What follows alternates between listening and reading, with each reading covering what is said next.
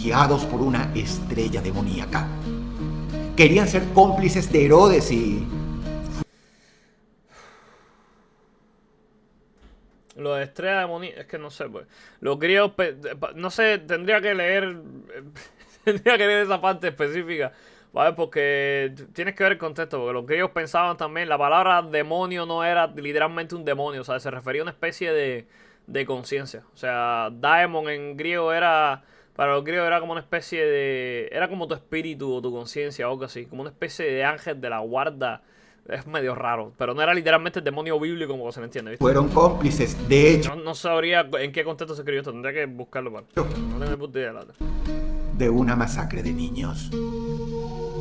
Los tres Reyes Magos. Número 5. Número 4. La Biblia nunca enseña la virginidad perpetua, la virginidad por siempre. La Biblia dice claramente que José no ¿Está hablando de María? la conoció hasta que dio a luz a su hijo, en Mateo capítulo 1, versículo 25, implicando una relación sexual después. Mucho menos menciona la Biblia en ningún lado la famosa O sea, que cogieron después de eso. Bueno, sí, yo no creo, o sea, a mí me parece un poco iluso pensar que María murió virgen, ¿viste? ascensión de Este María es uno de los debates principales entre los protestantes y los católicos, porque los católicos tengo entendido que creen que María ascendió santa y pura, ¿sabes? Completamente inmaculada, y los protestantes no. Entonces, aquí a mí me parece un poco iluso pensar que nunca cogió con José, ¿viste? al cielo. Imagínate José toda la vida esperando ahí en plan, claro, no la pongo ni poniéndola. Estamos en el hondo. De hecho, ni siquiera menciona su muerte como algo particularmente especial. Y dentro del Nuevo Testamento no hay un solo texto en que se le ore, se le invoque o se le mencione como un ser celestial al cual hay que reverenciar, o con el título de virgen, simplemente porque no permaneció virgen. En la cruz, Jesús le encarga María a Juan. He aquí tu madre, dijo, según el Evangelio de Juan en el capítulo 19. Pero no porque María no tuviera más... Lo de la Inmaculada Concepción yo lo compro. Lo de la Inmaculada Concepción lo compro porque se entendería que fue preñada por el Espíritu Santo, etcétera, etcétera. Y entonces, ¿cómo se llama? Sí dio a luz a Jesús siendo virgen. Esa parte yo te la compro. ¿Sabes? Tú me vienes, no, yo creo que te dio, está bien. Pero de que haya muerto siendo virgen, no me lo creo. Hijos, sino porque sus hermanos carnales aún no creían en él, según se explica en el mismo Evangelio, pero en el capítulo 7. Número 3. Muchos tienen la noción Hasta ahora no me ha dicho nada aquí que me haya perturbado. ¿Viste? Me dijo, no, si tú crees en las cosas de la Biblia, sales de aquí perturbado. de que Jesús de Nazaret era pobre. Para carpintero, algo de dinero tenía que tener. Mercury en Europa, pelo gris, es más mayor. Gaspar, el de Asia, por alguna razón pelirrojo. El mediano es Baltasar, viene de África. El más joven, y bueno, se perturba, ¿sí, no? Y llevaba una vida miserable y lastimera, apremiado con su familia por las dificultades económicas. Esto no creo, ¿no? O sea, si era carpintero, yo me imagino que ser carpintero en la época era mínimo tener algo de plata, ¿viste? Algo tenías que, eras carpintero, cabrón. Pero Algo, si tenías laburo, algo tenías que cobrar. la Biblia nunca dice que Pero realmente aquí Jesús no creo que cambie demasiado la narrativa si Jesús era rico o pobre. su familia fueran pobres. José, su padre, era tectón, es decir, constructor carpintero, un oficio bien pagado en la Galilea del siglo I. Hasta donde yo sé, la carpintería da bastante bien. Todavía en la actualidad ser carpintero da plata. Jesús, de hecho, tenía una costosa túnica sin costura tejida de una sola pieza, según leemos en el Evangelio de Juan, capítulo 19, versículo 23. Tan valiosa era que los soldados la sortearon en vez de romperla luego de matarlo. Jesús tenía una casa propia en Capernaum, una zona bastante residencial según dice el Evangelio de Marcos capítulo 2 versículo 1. Financiaba a un grupo de al menos 80 personas, teniendo en cuenta los 12 apóstoles y las mujeres que lo sostenían con sus bienes, que nos menciona Lucas capítulo 8. Y pagaba impuestos, los cuales solo se cobraban a los profesionales, como explica Mateo capítulo No como ahora que se lo cobran a todo el mundo, a los autónomos también. España es muy anticristiana ahora mismo, ¿eh? Ese tema de los impuestos, muy anticristiano todo. 17, versículo 27. Además, Jesús hablaba hebreo formal, el idioma de la clase alta judía. A ver, hablaba todos los idiomas, cabrón. Yo entiendo el tema de que haya hablado un idioma más refinado que... ¿Sabes? Que hablar alto gótico te lo compro, ¿no? Porque igual es la clase más adinerada, pero... Era Jesucristo, bro. Te podía hablar en japonés si querías, ¿eh? Y Jesús hablaba además arameo, el idioma de las clases más bajas, el cual usaba... Sí, hablaba... Era Dios, ¿sabes? Podía caminar por arriba del agua, convertía el agua en vino y multiplicaba los pescados, bro. Y los panes, loco. Y resucitó, ¿eh? Claro que hablaba idiomas, ¿viste? Estaba para predicar en las villas. Tenía superpoder. Podía tirar rayos por los ojos si querían, ¿eh? Jesús hasta conversó en latín con Poncio Pilato, según la Biblia. Por algo, hasta sus enemigos le llamaban rabí, es decir, maestro. Pues sí, ahora que estamos hablando de Jesús, ustedes saben que ustedes están aquí. En realidad, el arco en la granja el arco en la granja de Bebiland Sagas para hombres. Les voy a enseñar el verdadero arco en la granja de los machos alfa, bro. Superman, bro. Superman tiene su arco en la granja, bro. Superman tiene su arco en la granja. Superman tiene esto es un arco en la granja, de verdad, con testosterona, mira. Superman, bro. Superman tiene su arco en la granja. A tomar por culo. A tomar por culo. Eso es un arco en la granja y no mamado, ¿viste? Ese es cast y punto. Jesús leía el Antiguo Testamento en las sinagogas. Tenía estudios superiores para su época y un título, además de una apreciada profesión heredada de su padre José.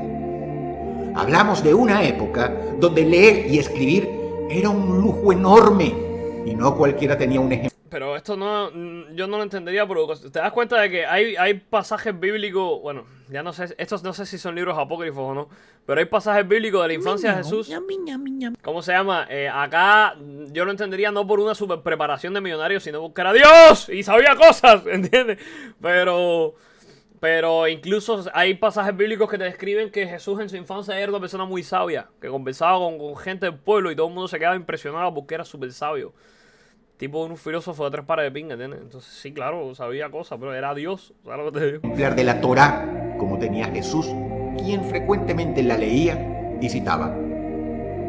Jesús nació en un pesebre, es cierto, pero por falta de habitación en la posada debido al censo que se realizó cuando nació, no por pobreza.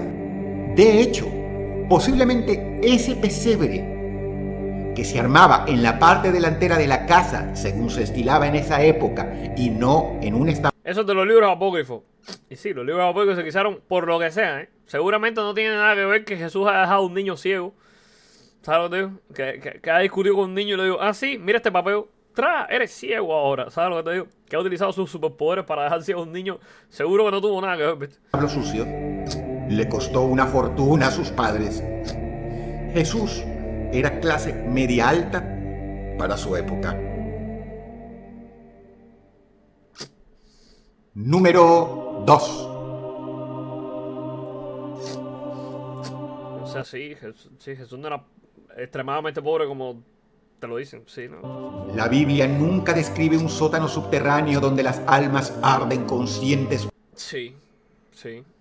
Bueno, por lo menos yo no lo encontré. Yo he buscado una descripción detallada del infierno en la Biblia y no lo he encontrado nunca. Te hablan del Hades o te hablan del... Había otra palabra para referirse, era el Seol. Pero creo que se refería al cementerio. Y el Hades, habría que ver la traducción que luego le dieron los griegos a Hades. Porque Hades es el infierno en griego, pero por acá estaban hablando como de cementerio o el lugar donde creman a los cadáveres por las infecciones y cosas así. Entonces no...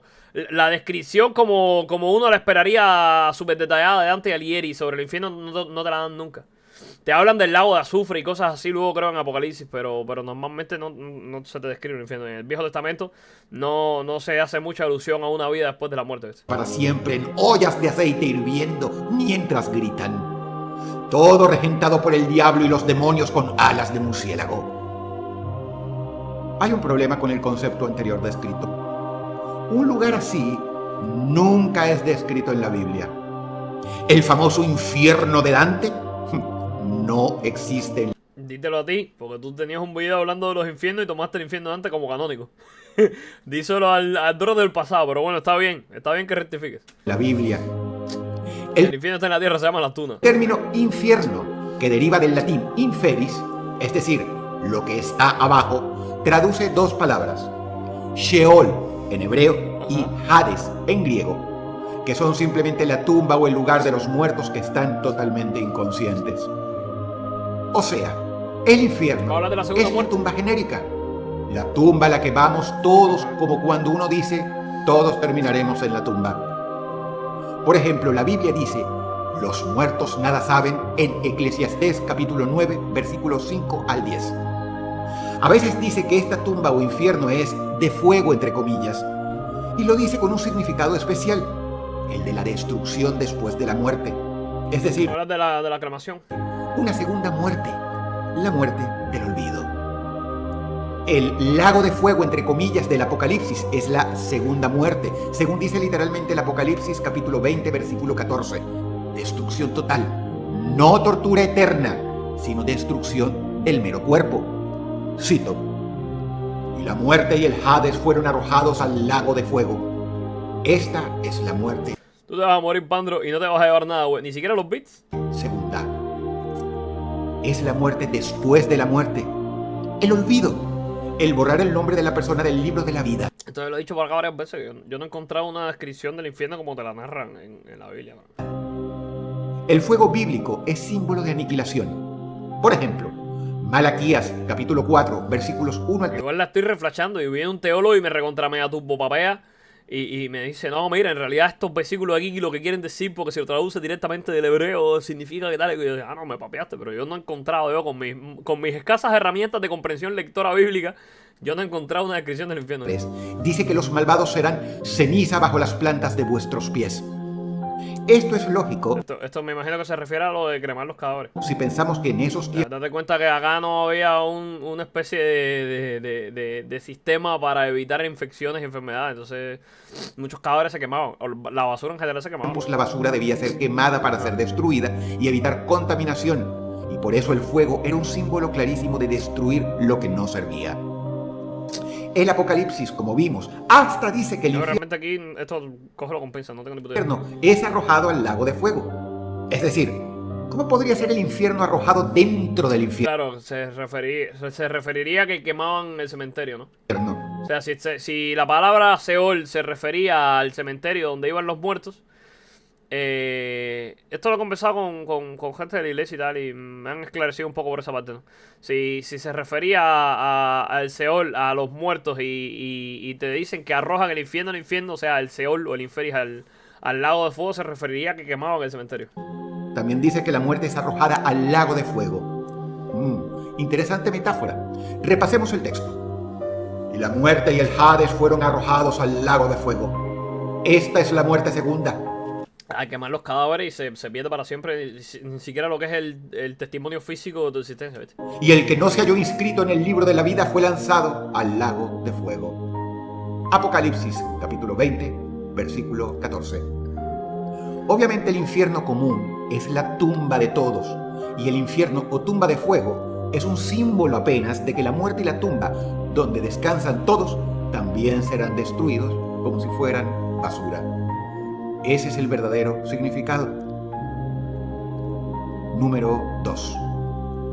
¿Al número 1?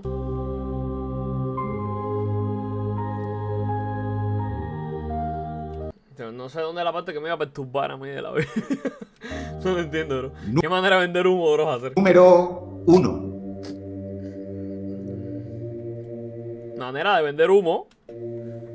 La Biblia nunca dice explícitamente Jesús es Dios, como si fuera el mismo y único Dios supremo. Ahora es un nitrino. Nunca dice que se le deba adorar. Nunca dice que se le deba rezar. A él físicamente cuando es un humano no, pero a Dios sí, ¿no? Sus discípulos nunca le construyeron altares.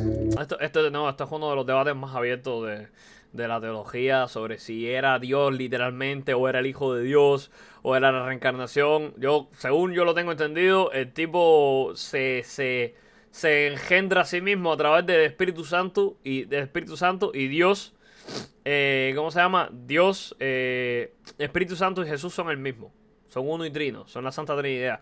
Por eso dice, el verbo se hizo carne. ¿Sabes lo que te digo? El verbo es Dios. El verbo, lo que da origen. ¿Sabes lo que te digo? El verbo es lo que es. Por eso dice, soy el que soy. Y luego el verbo se hizo carne se refiere a Dios se hizo carne a través de Cristo, ¿no? Nunca le rezaron, nunca le adoraron en la Biblia y el mismísimo Jesús nunca dijo Miño, miña, miña, miña, miña. Oh, oh, oh.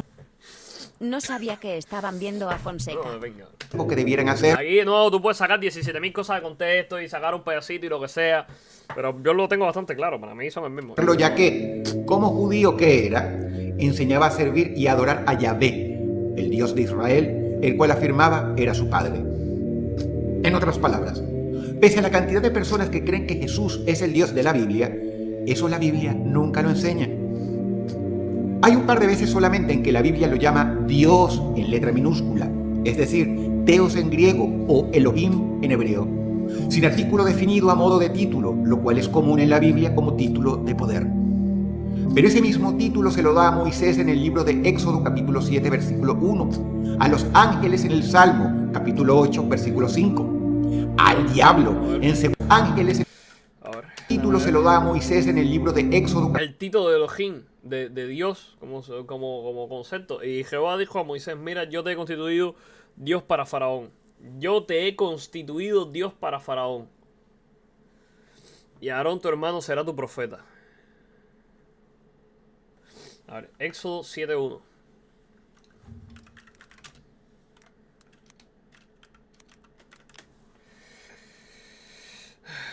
Jehová, mira, yo te he constituido Dios para Faraón y tu hermano Aarón será tu profeta. Déjame ver qué quiso decir. Déjame ver si, si ChatGPT me puede dar una traducción teológica de esto. ¿Qué significa esto? Pero sí, está raro eso. Este versículo de Éxodo 7:1 no significa que Moisés fuera Dios en sentido literal, en un lenguaje funcional o simbólico, muy propio del mundo bíblico. Moisés te ha constituido Dios para Faraón y tu hermano Aarón, tu profeta. Hebreo se usa la palabra Elohim, que no siempre significa Dios absoluto, también puede significar autoridad suprema, jueces, representantes con poder delegado o portador de la voluntad divina. Ok. Entonces habría que ver si a Cristo también se lo pone con el significado de Elohim en la traducción original. No, pero bueno. Igual, me la pela, bro. Para mí son una santa trinidad. Toma por culo. Capítulo 7, versículo 1. A los ángeles en el Salmo. No te dice en ningún momento que Dios se hace carne a través de Moisés, ni que se reencarna a través del Espíritu Santo. Moisés nace de forma normal, no como Cristo, ¿no? Teniendo la Inmaculada Concepción sobre la mesa, ¿viste? Y ninguno de estos luego deja una tumba vacía. El único que deja una tumba vacía es Cristo. Entonces estamos en el horno, ¿viste? Capítulo 8, versículo 5. Al diablo, en segunda a los Corintios, capítulo 4, versículo 4, e incluso a... Bueno, Pandro, ¿quieres escuchar algo cuando menos curioso? El ELN en Colombia está haciendo un paro armado de protesta por la intervención de Trump en Venezuela. Raro. ¿No es raro? Jueces humanos en el Salmo 82, versículo 6. Hasta Jesús mismo explicó que Él no era el Dios Todopoderoso y que solamente había dicho que Él era el Hijo de Dios, un ser humano como todos sus seguidores en el Evangelio de Juan, capítulo 10, versículos 34 y 35. Luego reencarna, bro. ¿Sabes lo que te digo? Luego reencarna, bro. ¿Entiendes que igual toda esta serie de libros están escritos por gente... Hay mucho escepticismo incluso en la época, ¿viste? Incluso cuando él reencarna hay escepticismo. O sea, la gente no le cree en un principio. Pero bueno, me quité.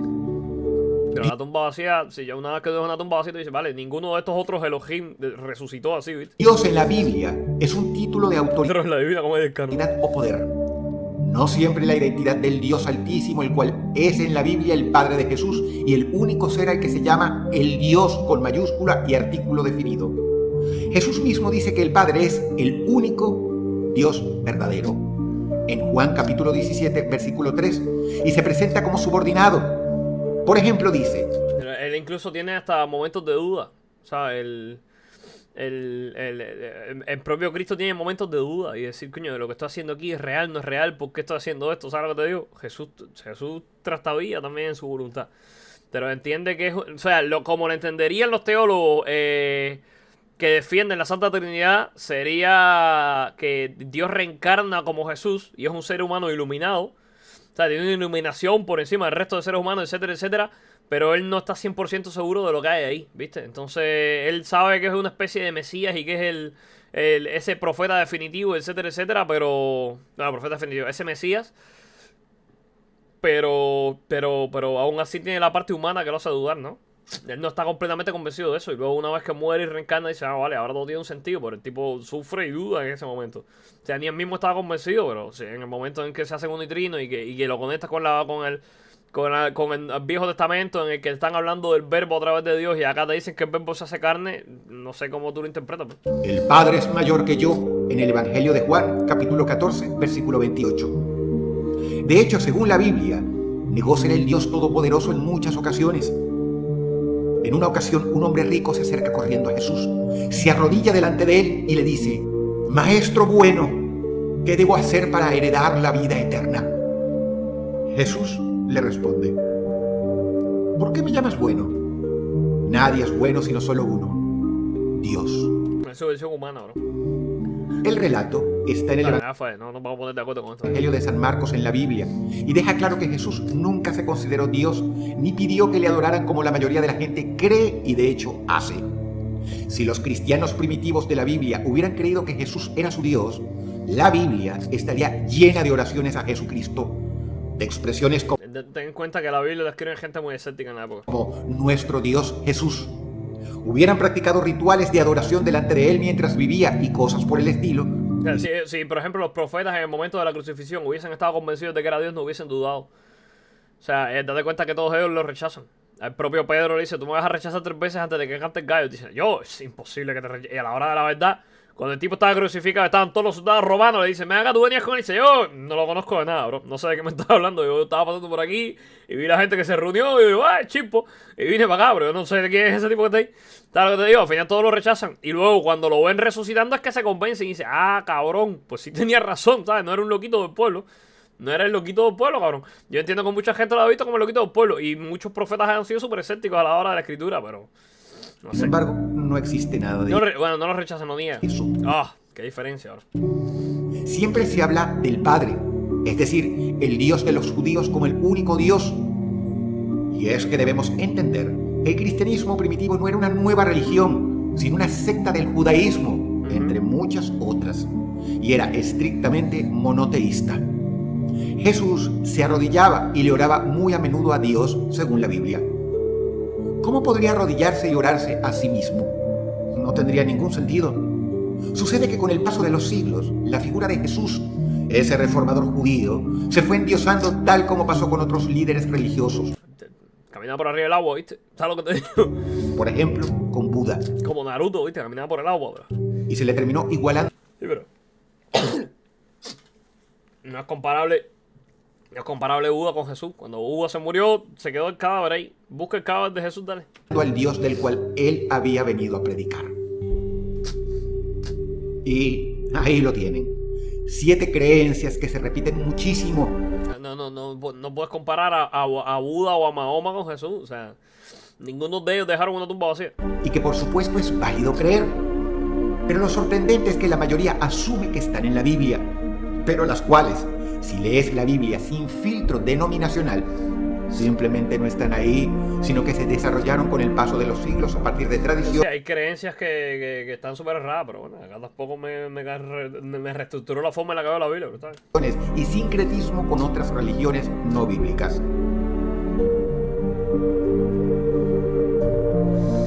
Bueno, estuvo bueno, ¿no? Igual como quiera estaba bueno el video. O sea, igual si no conocías estas cosas y nunca habías abierto la Biblia, es un video interesante, ¿no? Pero bueno, no vamos a poner de acuerdo con Jesús, ¿eh?